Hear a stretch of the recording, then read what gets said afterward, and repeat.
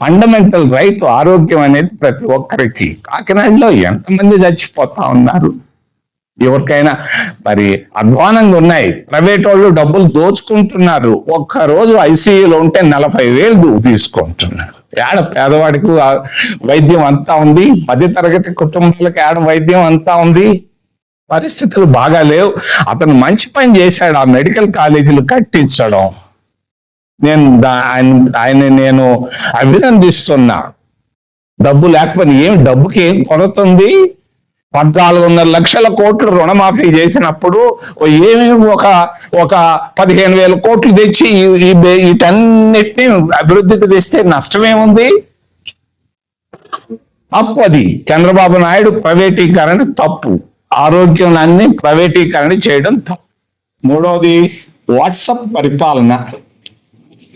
Chandrababu Naidu WhatsApp అంటే మనం ఒక జాబ్ రాసి అయ్యా ఈ పని చేయంటే వాట్సాప్ తీసుకొని వాట్సాప్లో ఆర్డర్లు ఇస్తానమే వాట్సాప్ పరిపాలన.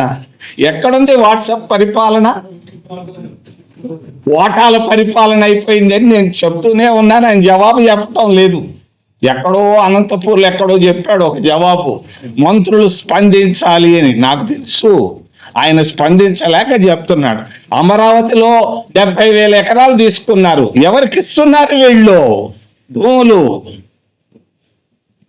డబ్బు తీసుకోకుండా ఇస్తున్నారా? 100 ఎకరాలు పెద్ద పెద్ద కంపెనీలకు ఇస్తున్నారు. రైతుల దగ్గర పీడించి తీసుకొని ఆ భూముల్ని ఎవరికి ఇస్తున్నారు? కోటీశ్వర్లకు ఇస్తున్నారు. ఇది కోటీశ్వర్ల ప్రభుత్వం కానీ కూటమి ప్రభుత్వం కానీ కాదు.